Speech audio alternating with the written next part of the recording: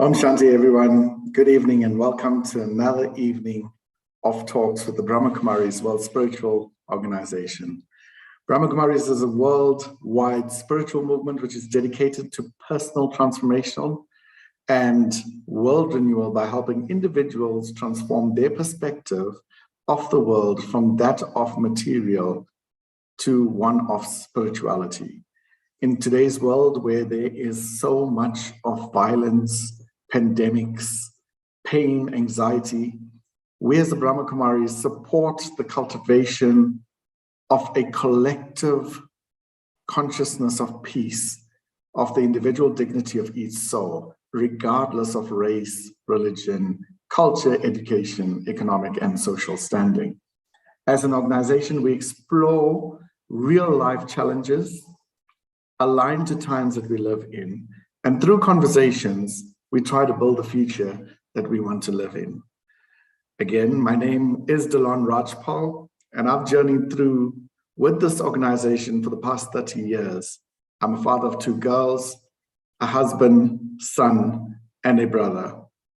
I'll be your host tonight, and the topic we will be discussing is actually part 5 of our series, Nurturing Our Children with Love and Wisdom. Only this time, we'll be discussing how parents can help their children through change. In the previous 4 sessions, we discussed how to get kids to open up to us, how to talk to us.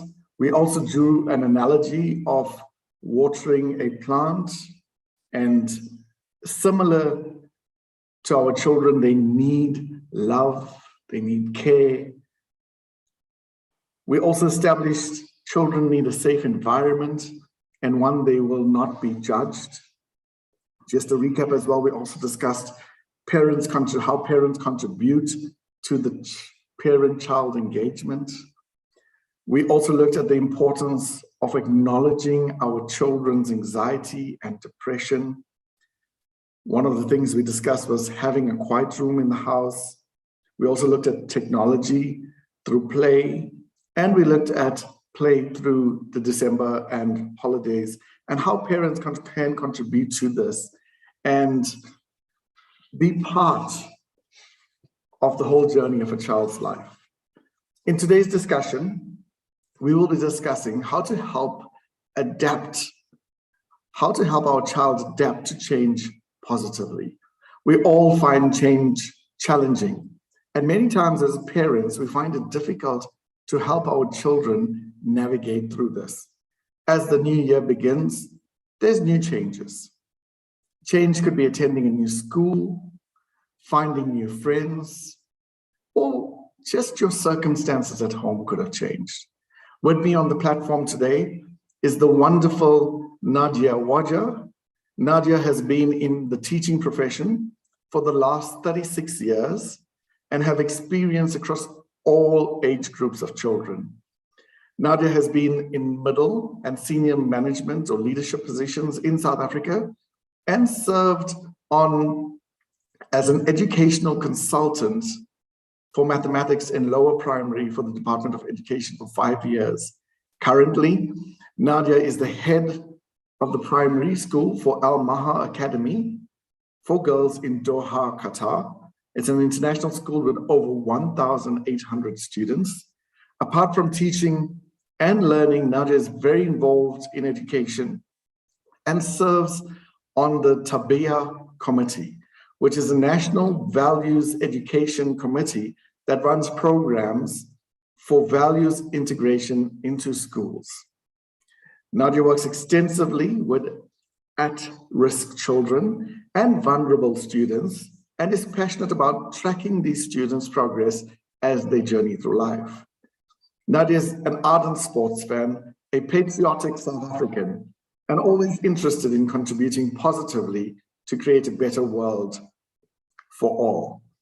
Nadia, welcome, and say hello to everyone online. Hi, Delon. Good evening, everyone. Really wonderful to be here with you this evening. Thanks for having me. It's always a pleasure to contribute to programs such as these. Looking forward to tonight. Thank you so much, Nadia. So before I start, I'd like to welcome our participants on the call as well. I see there's 11 currently, and I'm sure we are to expect a little more. There's also those listening in onto the YouTube channel. So welcome. I will be in conversation with Nadia, and thereafter, for the first 40 minutes or so, thereafter we will take questions from the group, or rather, if you do have questions, kindly put it on the chat and our host will be able to direct us towards the evening or the latter part of the conversation. Or alternatively, if you can raise it at the end. So, and that's it. So Nadia, welcome. Before we even start to talk about some of the changes to expect that our children are exposed to, I just want to comment and say that any change, whether it's for an adult or whether it's for a child, is very stressful.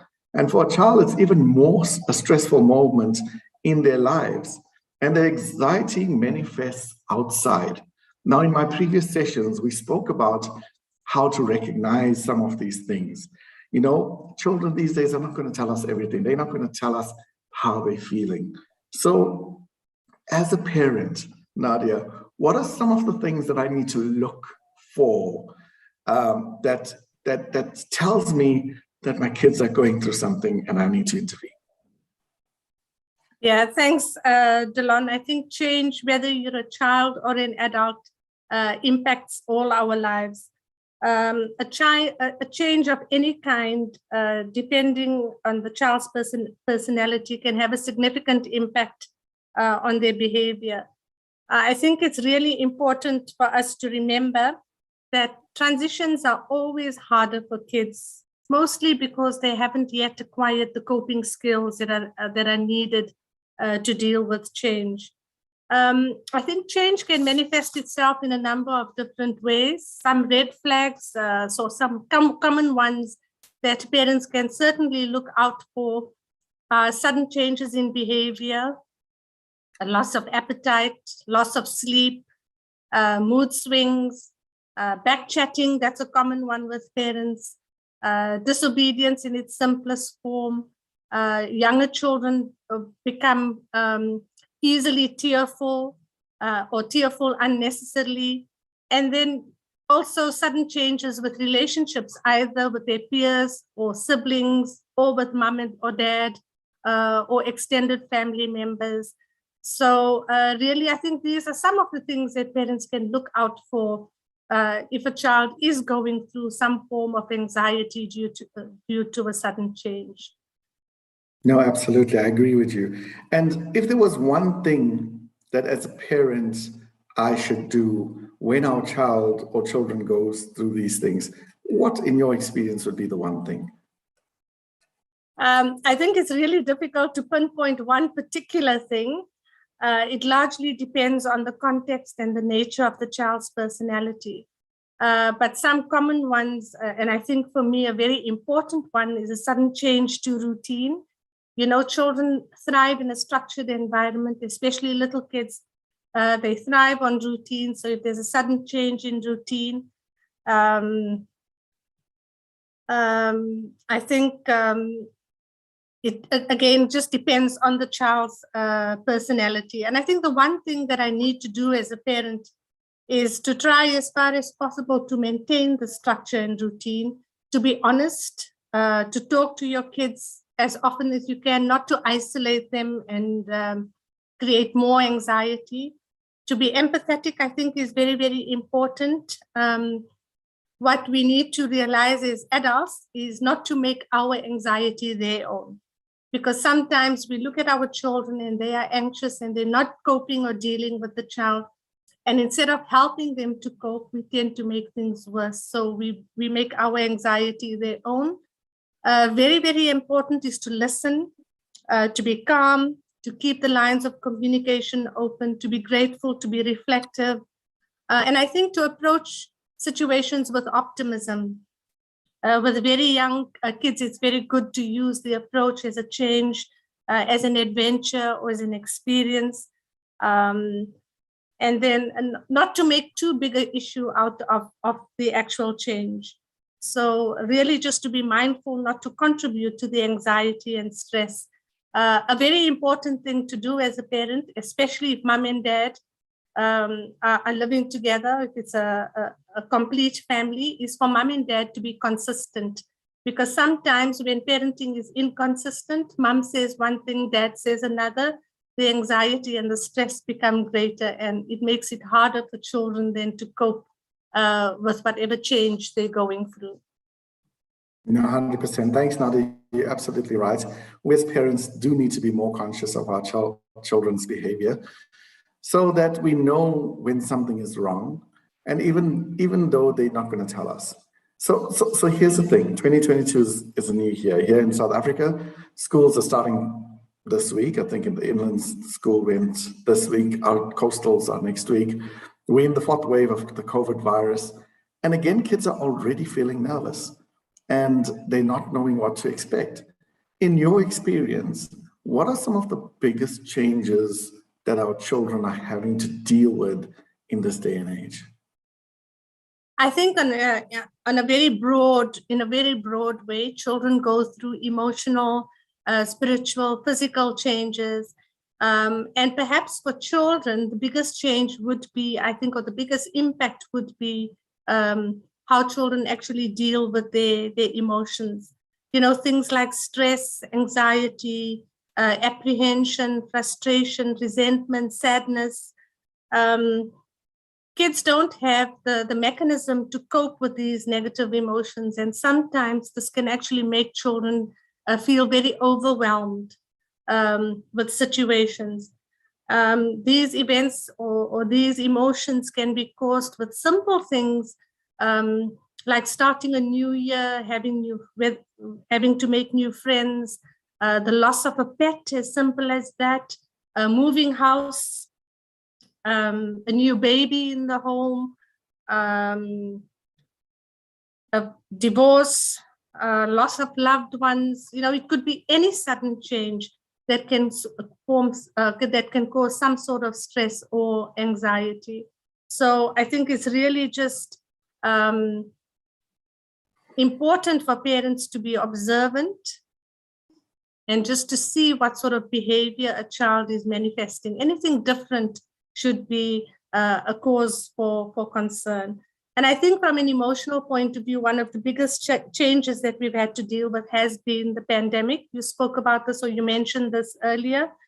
This has had, I think, a huge impact on children's emotional well-being, especially. Children have been isolated, they've been at home, there's been a completely new change in the learning styles. They've had to learn online rather than in class. And for children who thrive in an environment where they're praised constantly, they get a hug from their teacher every now and then, there's the affirmation from their friends or their peers. For these children especially, the emotional impact really has been devastating. So another impact emotionally, I think, has been, you know, children have stayed and they've been isolated for such a long time at work, and they've started to rely very heavily on their parents again. We're finding this now, we're back with face-to-face learning, and children are just coming back to school after having been at home for a very long time. We've got emotions like separation anxiety, both from the side of the parent as well as from the child. We've had to start all over again, developing social and emotional skills. So we can only imagine what little children go through when something as big as a pandemic occurs. So really, and then I think also from an emotional point of view, something that we see really often is the loss of a loved one and how children actually deal with grief. You know, grief is something we don't talk often enough to our kids about. And when they do go through it, that sudden change or that huge change can impact their behavior so negatively. And then the other big one, I think, is spiritual, or maybe I could say managing diversity. You know, children get to new schools and suddenly they're with a different group of children that are different to themselves. and just how do they deal with that kind of change. I think today, especially in the world that we live in, it's important for children to grow up in a home where diversity is respected, where we talk to our children about it constantly. Simple things like just talking about events that are occurring around the world, celebrations that cultures are celebrating. So find teachable moments. There might be things in the news. It might be Heritage Day. You may want to talk a little bit about heritage. Encourage your child to have friends across the spectrum. There's so many little things that you can do. Watch movies, read books, but just find teachable moments to talk about diversity. And I think this is something, especially in this 21st century world, it's something that we need to be working really hard at, because it's what the world really desperately needs now.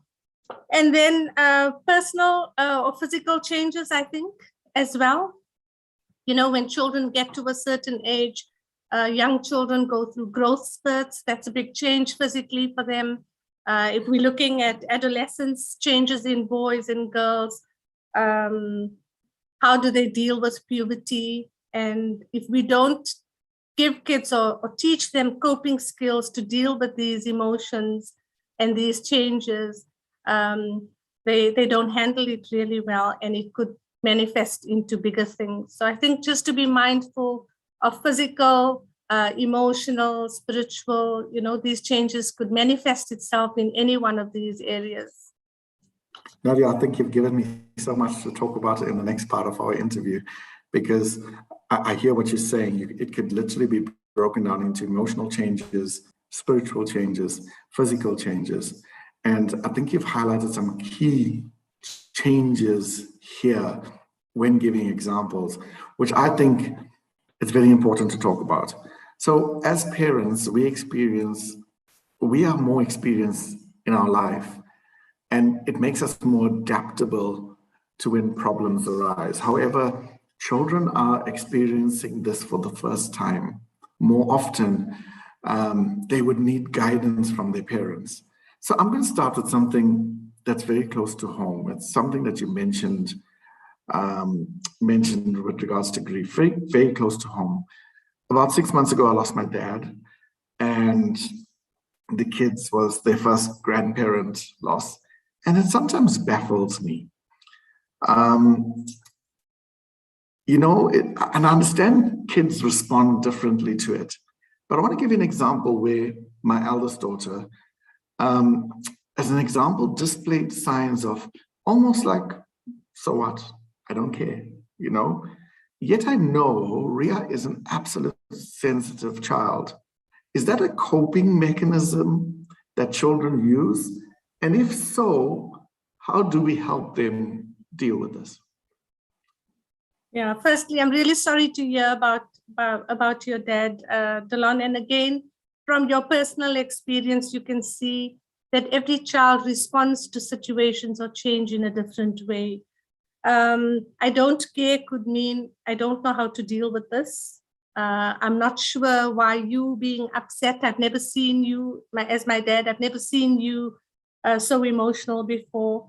It could be just an outward expression of I don't know how to deal with this internally.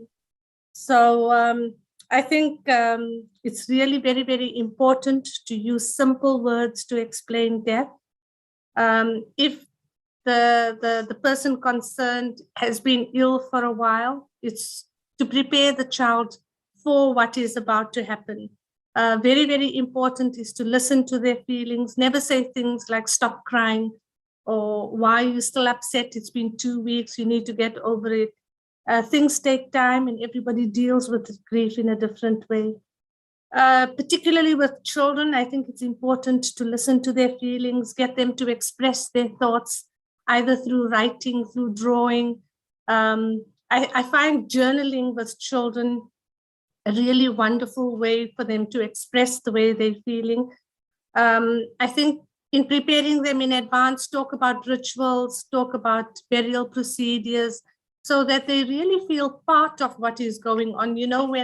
we are going through our own emotions, it's very easy for us to isolate these little children.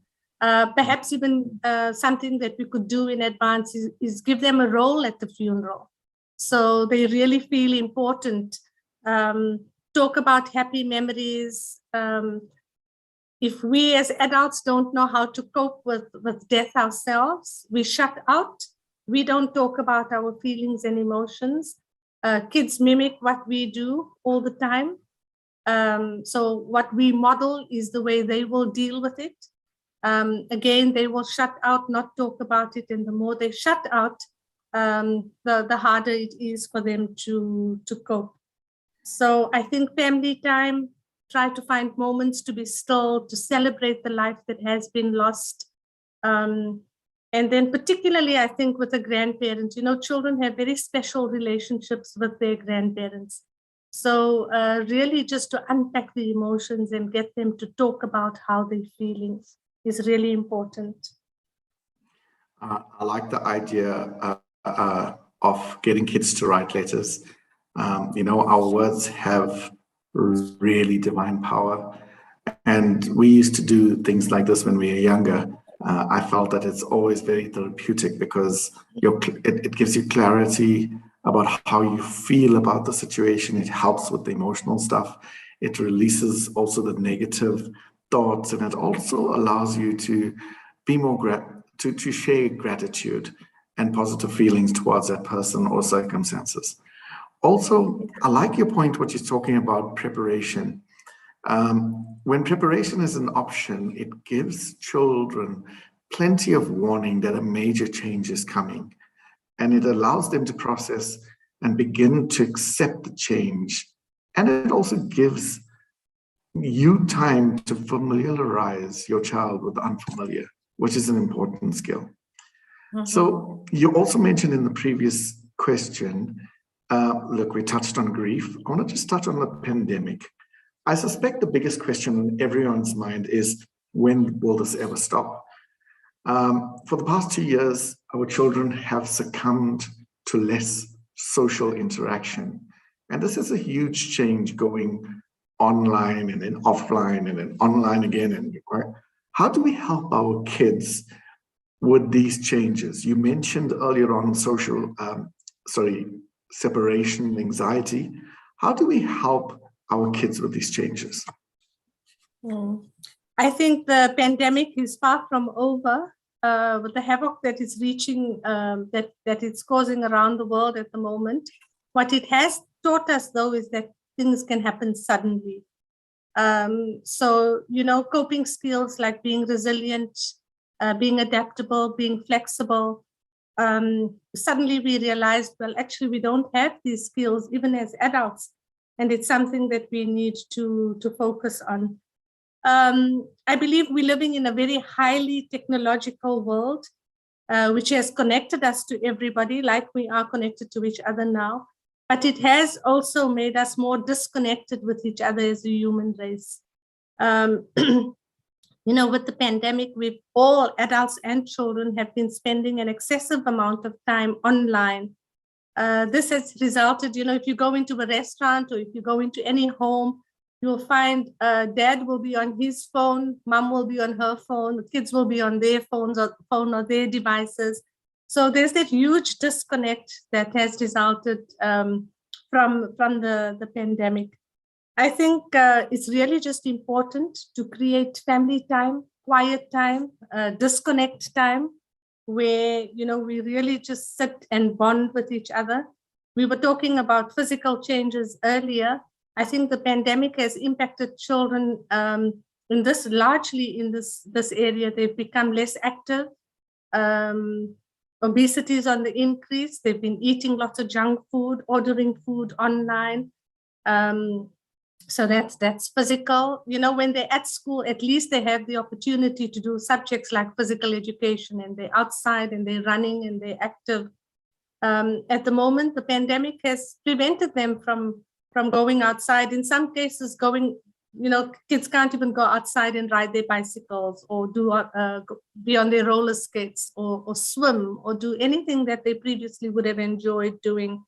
So I think it's just important for us to, again, disconnect and make time for important things like other than just being on your devices, you know, reading together, watching a movie together, going for a walk together, sitting around the table and talking to each other without being distracted by your devices.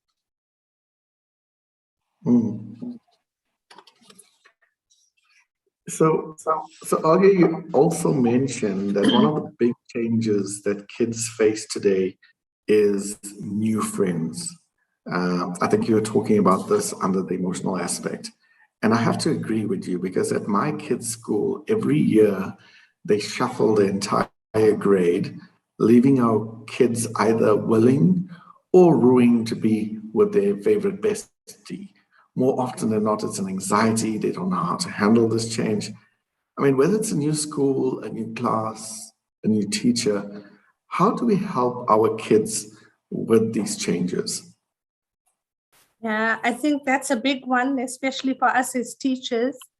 What we do very effectively here is we have a transition plan the year before, so kids know where they're going ahead of time. Parents have the opportunity to meet teachers beforehand. The kids get a chance to socialize with children who will be in their classes in the following year. But it's not always like that all over the world. And I know, just coming from South Africa, it's something that we certainly never did. But I think it's a good thing to do would be to tap into your child's own personal experience and talk about times when they really were successful. Remember last year you were with a different group of children and you coped really well. That was fantastic. So, you know, you're showing the kids that within themselves, they do have the coping mechanism. I think generally kids are really resilient and they tend to make friends easily. But again, the anxiety from the parent, you know, I know of parents who would say, why aren't you with so-and-so in the class this year? You know, you were with so-and-so. Oh, but you with this group of girls, they're not really good friends. So parents sometimes tend to make it harder for children to cope, particularly at the beginning of the year. I think, you know, having the child have a buddy at school, making sure that the child is prepared for school, you know, so you don't have unnecessary anxiety, things like being on time to fetch them, making sure that their lunch boxes are packed with things that they enjoy, or just try to prevent any form of additional anxiety that could occur over and above the anxiety that the child is already feeling. But I think as a parent, getting to know the teacher, developing that relationship right at the beginning, setting up an appointment. I'm Delon, my daughter so-and-so is in your classroom. It's great to meet you. Those are things that makes your child feel comfortable and confident and willing to go in and try. And then again, the importance of just talking and discussing what was your day like, and also, you know, acknowledge the negative feelings that children are having, and praise and encourage and inspire. It will be better. You did this today. That's well done. Tomorrow it will be even better. So yeah, the beginning of a school year, I think, can be really, really stressful, particularly for children starting for the first time, or even children transitioning from one year to the next, going from year 3 to year 4, or a student going to secondary school from primary. I think if they're not prepared for what is to come, it makes the change harder for them to deal with. No, absolutely. Nadia, I totally agree with you. I find taking our kids back to other situations where they excelled and reminding them how well they did in those times is an important tool to helping them adapt to change. In that same conversation, you're also getting them to think about potential scenarios if a change does come. So absolutely, it's a start of a conversation. Another aspect of change you also mentioned. So when I heard you earlier on, you said there was emotional change, you said there was spiritual change, and there was physical change. So I want to talk about the spiritual change or the identity aspect of our children. Living in South Africa, we're exposed to various cultures, various religions, traditions with an array of diversity. Now, just to give you an example that's really close to home, myself being a Hindu, my parents are Paka in everything that they do, with their prayers, etc. For the last 30 years, we've been spiritually inclined, doing meditation, and my kids go to a Catholic school. So, I mean, that's as diverse as you can get. So every day, our children are faced with different cultures, different traditions. How do I help them? How do I help them? I mean, personally, me, I love the fact that my kids go once a month to church, and it's more about the grounding. But how do I help them when they're with their friends and their friends are different, and maybe they will not get invited for a specific prayer, maybe they will not get, or their friends won't get invited for specific. How do I help them deal with these spiritual and diverse situations?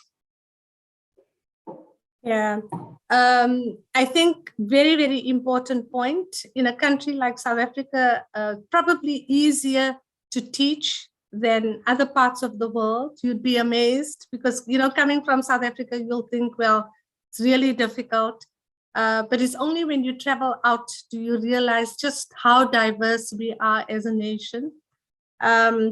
I think, again, very important to have conversations with children about freedom of choice, about acceptance, about tolerance, just for them to have a very, very strong understanding of who they are and what their place is in the world, that we all come from a common source.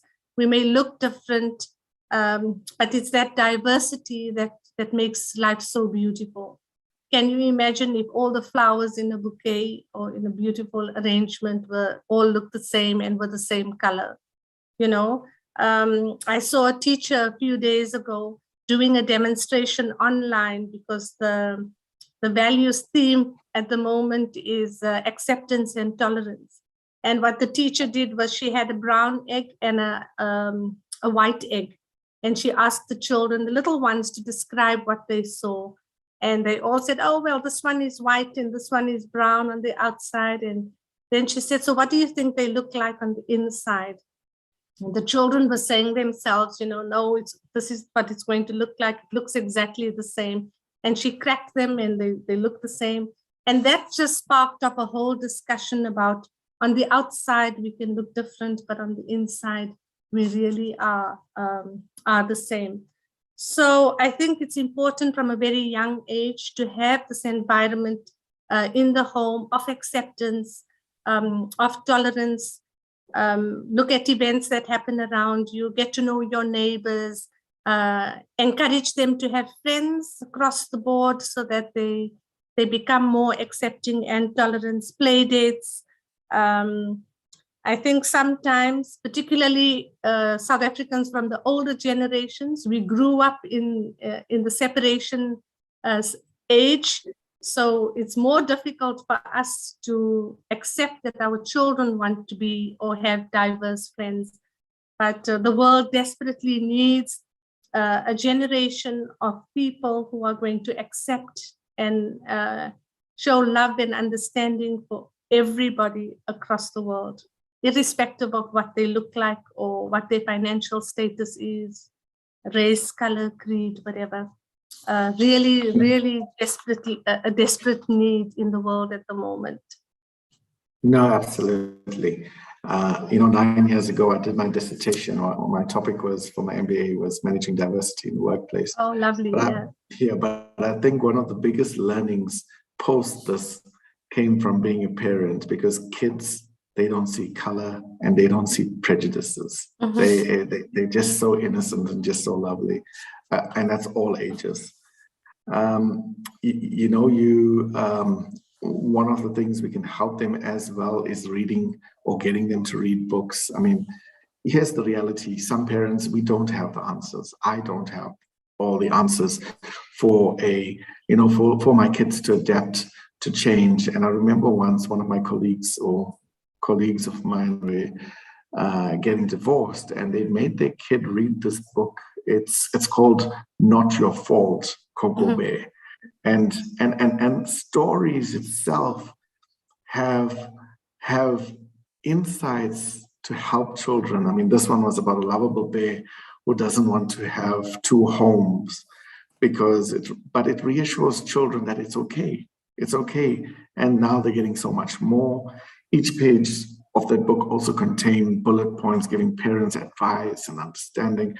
So yes, we don't have all the answers. I personally don't have all the answers. I mean, we can read about it, but we can also give children books as well that can help them cope with adapting to change in specific topics. I mean, the example I'm giving you now is that of a divorce. I mean, it could be grief, it could be anything. It's very important to expose our children to books. You also mentioned earlier, Nadia, was the physical aspects. It's a big change that other kids are experiencing, the younger ones with the growth spurts, the older one with puberty. I mean, I'll give you an example. My younger child, super fast. She loves athletics, but in 2019, she was like milliseconds slow and she didn't make athletics team. But now she is, because she had this growth spurt, her legs are longer, and she's one of the good ones now. And she's in the team, and then of course, hopefully she'll get selected this year. But things like this change, and they change all the time. And often I find, and I'll be upfront, as parents, we also add to the pressure. But how do I help my child through these growth spurts and through these puberty? Let's talk about the growth spurts first. Yeah, good question. With growth spurts come growing pains, and I think it's important for parents to understand what are the emotions or what are the physical things that actually happen when a child has a growth spurt. It could be anything from a disruption in sleep patterns, hunger pangs, and your daughter may want to eat all the time, and as a dad or as a mom, you'd say stop eating or you're overeating, etc. But it's something completely natural and normal. Sometimes when they're going through these growth spurts, they can also become clumsy, and as parents we become irritable with them, or they sleep, or they become withdrawn. They don't understand what's going on physically in their bodies.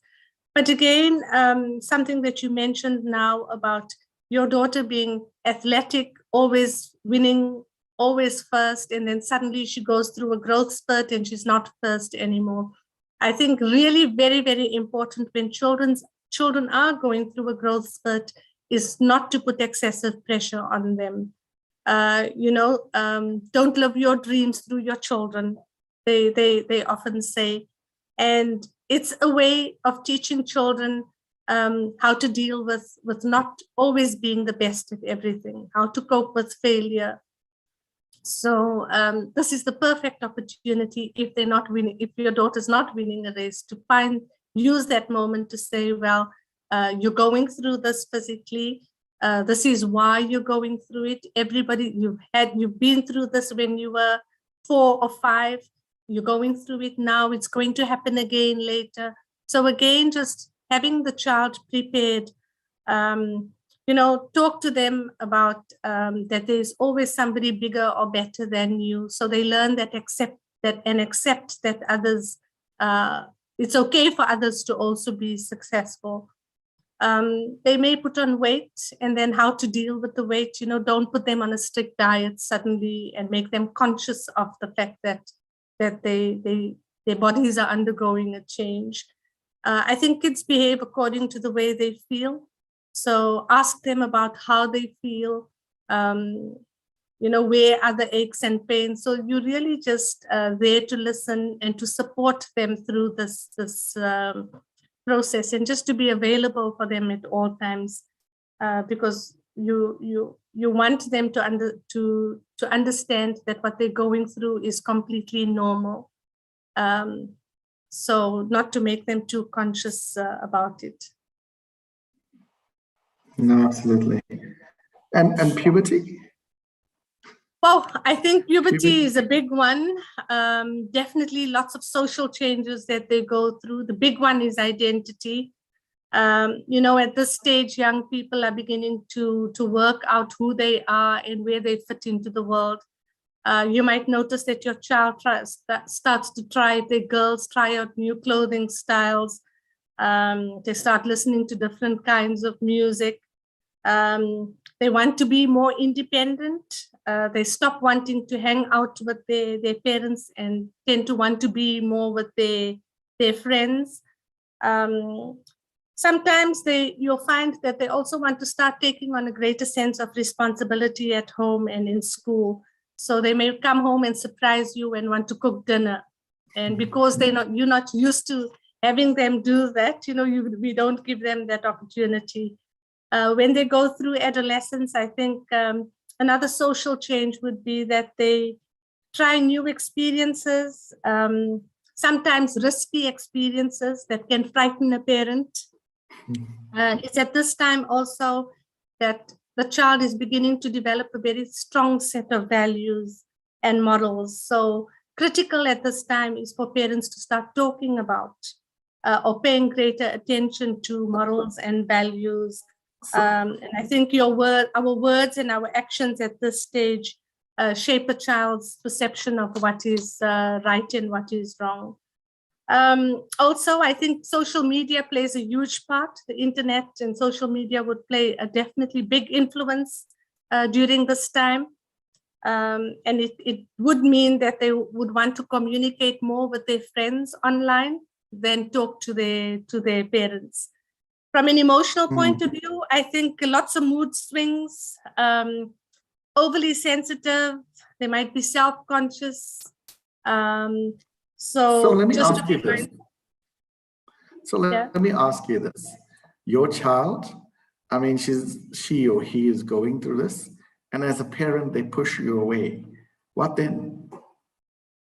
I think it's most important is for parents to understand that this is what adolescents go through or teenagers go through. Is they don't want to be, but it's important just to give them their space. Acknowledge, value, and treasure the times that they do want to spend with you, and when they want their own space, allow them that freedom. Support them as much as possible, because if you don't support them, all they're going to do is look outside for that support. And because it's such a crucial age, you don't really want them to do that. They need to still rely on you and trust you as a parent, and not their peers. I think be approachable and available. I had a parent not so long ago say to me, my daughter and I are friends. And I said to her, your child can never be your friend. You are the parent, and that she is the child. There needs to be a boundary. Some parents will want to, will want to change to spend more time with just to be with their child. They'll want to pretend to be young again. There's no need for that. I think it's just about trust and giving your child the freedom to really express who they are, so that they can develop an identity for themselves. Just constantly remind them that the door is always open. I'm ready. Whenever you want to talk, feel free to come. So yeah, it's really just a tough one going through puberty, different for boys and different for girls, but definitely both, I think, need support as much as possible from not only parents, but everybody around them as well. And just to remind them that it's temporary. It's not a permanent thing that's happening to them. I think that's I watch my little granddaughter now. She's 10 going on 11. And I can already see her trying to look outward to find something that she can identify with. And I'm sure your daughters are going through it again, you know, finding a POC group that can identify with their value system. And I sit and I watch this and I think, oh, what on earth? She cannot be doing this. But again, there is no other alternative or no choice. So I think providing children with choices, or providing them not only with choices, but with alternatives is really, really important, because if there is no alternative, they will tend to move towards what is available for them. No, absolutely. I hear you loud and clear. Nadia, thank you so much. In the interest of time, I mean, it's 7:46 now. In the interest of time, I want to ask you one last question. And that's often change is seen as reactive. We always, you know, something happens and then we deal with it. But how can I empower my children beforehand so that they can make the right decisions when dealing with change? Give me a couple strategies that you would use with the children in your school. Okay, I think, you know, we're living in a 21st century world that is so fast-paced and so demanding. It's really just important for us to look at what the 21st century needs. What are the skills that children need to cope and to be successful in this 21st century world? At school, we work with, and it's consistent across the entire academy, we work with developing the 6 C's, so that children really just, and then the 6 C's would be giving them communication skills, allowing them to develop their communication skills so they can really just communicate with anybody and everybody, anybody around the world. The next C would be character, developing their character, focusing again on morals and values and giving them opportunities to make the right choice. The next one is C, citizenship. Getting them to understand that they are global. So they may be part of a family, they're part of a community, they're part of a country, they're part of the global citizens as well. So that's where the diversity and the tolerance and acceptance come in. The other C, critical skill in the world right now, collaboration. How do I understand myself? How do I perceive others? How do I work with others? I cannot function alone. I need other people around me. Critical thinking and creativity. I think that creativity is really important, just giving students the skill to think out of the box.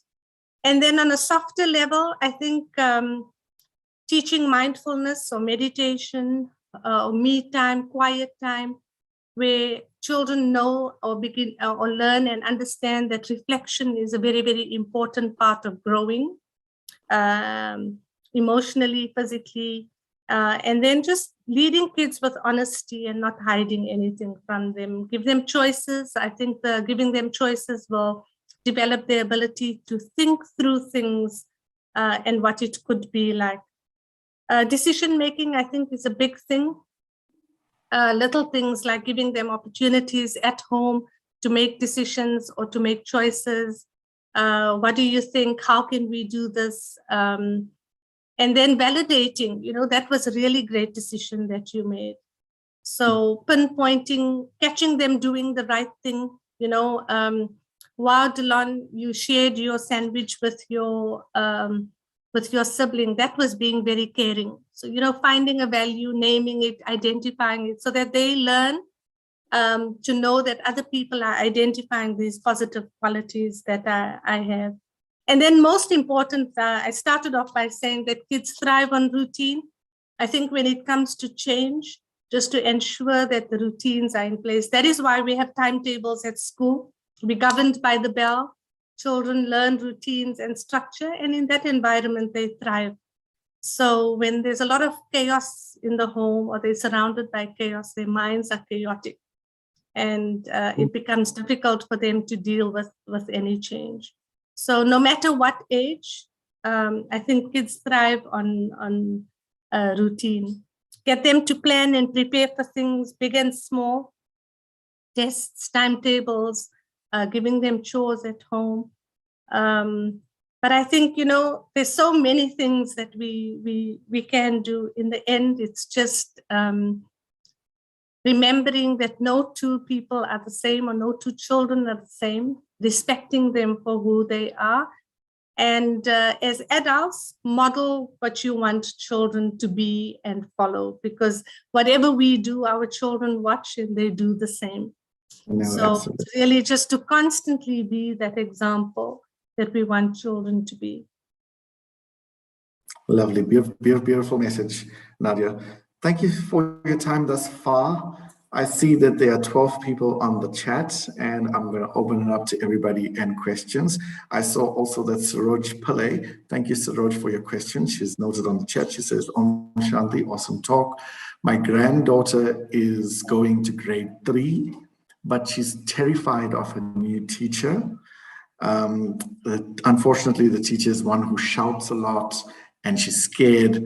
How can Saroj encourage her to be positive about the new class? What would you say in that instance, Nadia? I mean, look, children perceive that teacher may be loud and screaming, but has an amazing heart, and they perceive things differently. So how would you get them to deal with that? Yeah, I think it's about, maybe getting the parents to meet the teacher and to come back and to validate and to explain to the child, I've met your teacher. She really speaks loudly. It sounded like she was screaming, but actually she wasn't. Her voice is just really loud. And as the year progresses and she gets to know you, things might change.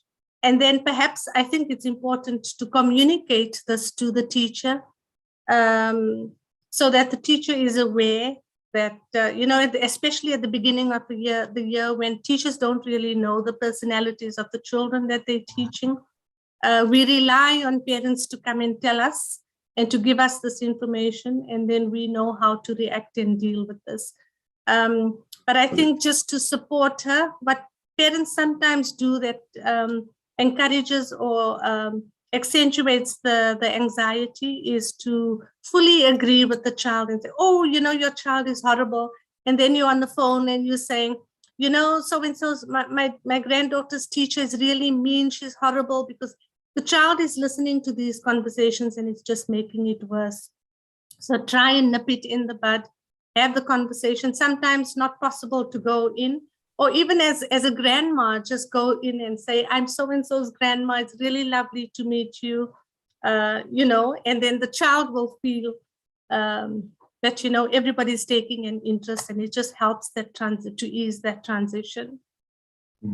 Absolutely. And I think it's awesome when children see their parents, their grandparents getting involved in their schooling, or getting involved, coming there, talking to the teacher, and automatically their whole mindset shifts to that of, oh, okay, you know what, she's a nice teacher. And another thing, Suraj, what I found with the kids, each one is different. Your kid may be a little more quieter, a little more reserved, and they perceive that teacher to be a little different. But yet another kid with different skill set, with a different personality, would love that teacher. So it's about also finding that middle ground. And I like what Nadia is saying. Very important to talk to the teacher. I mean, we had our first day on Wednesday, and our little one, the 9-year-old, the grade 3 as well, is going to a new teacher, Mrs. Seward. And we just said, hello, Mrs. Seward, how are you? You remember Ria was also in your class. Just a little conversation like that. You made the connection, yeah. Correct. Yeah, so it's the little things like that is when you're getting involved. And teachers will also see that you're there, you're available, and of course, your child will start interacting in ways that you did not even think, because it's also for them to adapt to different personalities of teachers. No one teacher or no two teachers is going to be the same as well. You'll get the very stern, you get the very strict, and then you get the totally lovable, but they're all reaching the end goal. So it's about children adapting to that change as well, adapting to that teacher. Yeah. No, Delon, something that we've also started doing here is to get teachers to know what each child's highest value or interest is. For example, if there's a student who loves space, or a student who loves gardening or loves to swim, and then for the teacher to tap into that. So if you're teaching a math lesson, you would use an example about space, and you would direct that question to that particular child.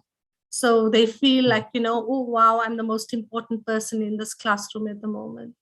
That seems to be working really, really effectively at the moment. I'm in a school with all girls, mainly Muslim girls. So they come from a background of being very subservient, very passive. They sit and they wait for information to be given to them. So just to encourage them to, to develop leadership and assertiveness,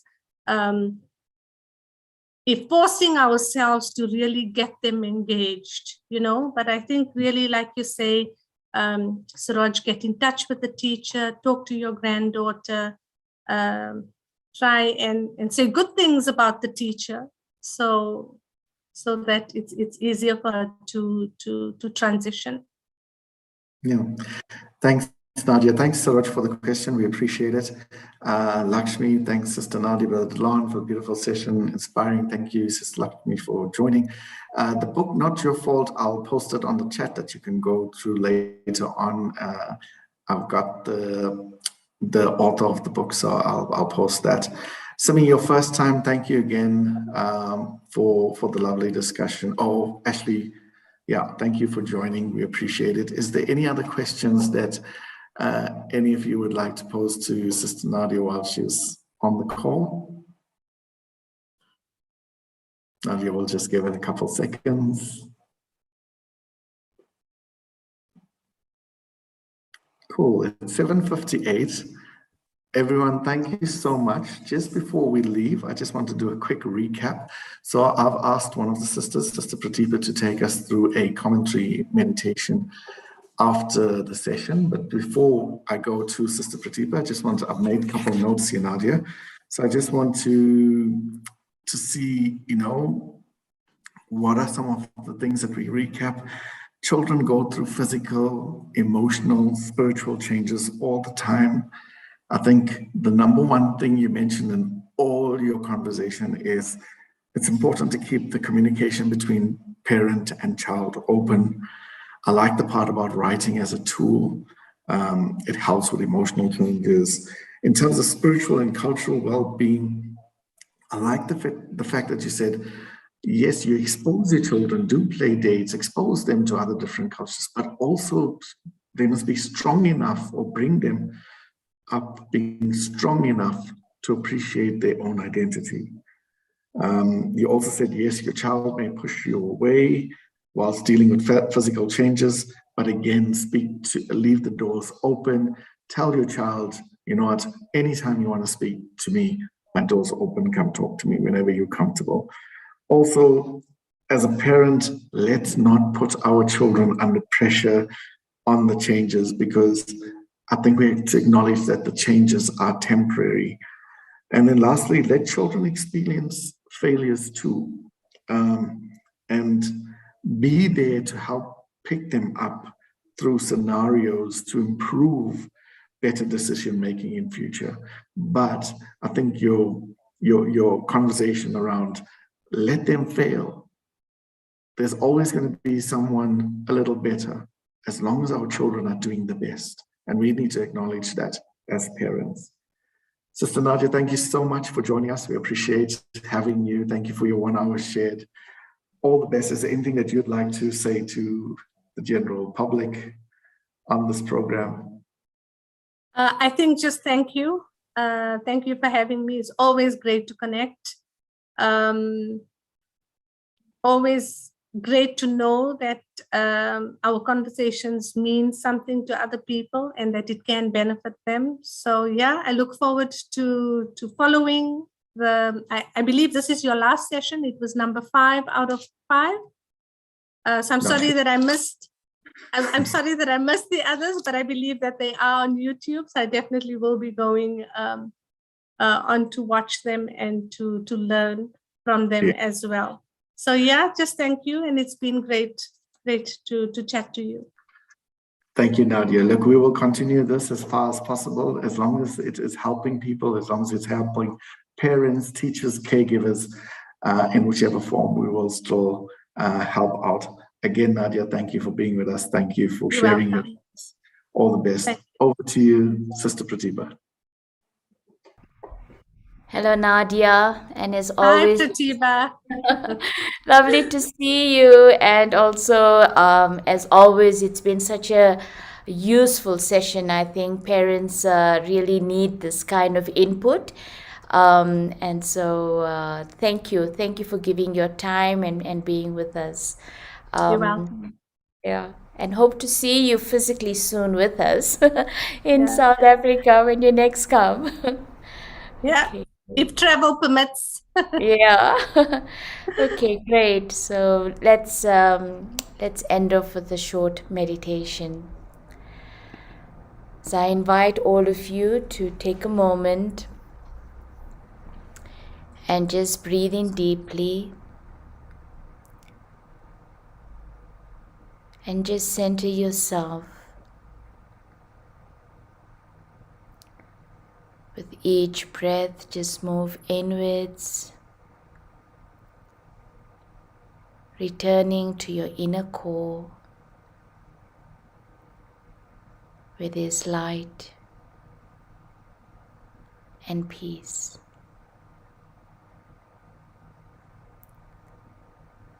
Beyond the labels of us playing our roles as parents or grandparents, there's the eternal identity within of the self as consciousness. And when I return to this awareness of the self as consciousness, as soul, I naturally reconnect with a deep inner peace.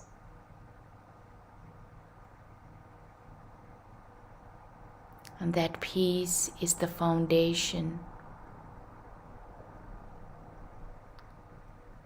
of my inner being. That peace is the foundation of my well-being, of my deepest values,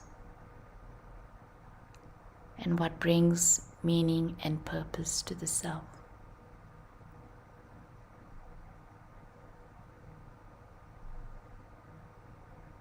And when I stabilize myself in this place of peace within me, I'm reconnecting to my authentic power, to my authentic self.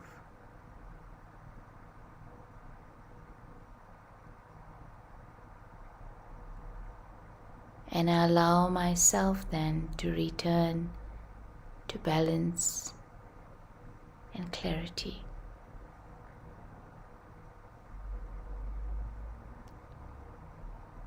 And my inner state of being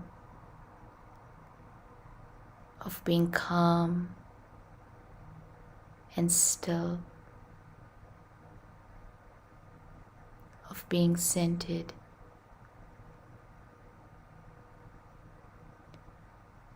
is the greatest act of love that I can offer to those around me.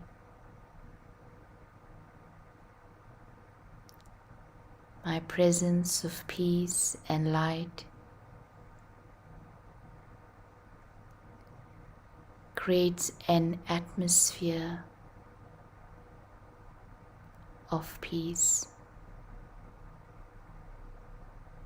and creates an environment that's nurturing and safe and allows for growth.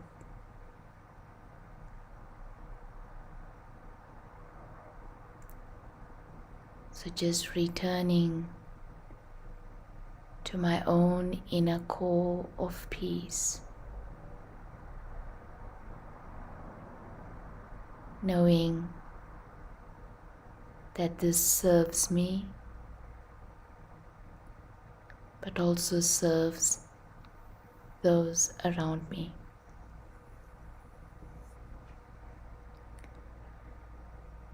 So breathe in peace, breathe out peace, be at peace.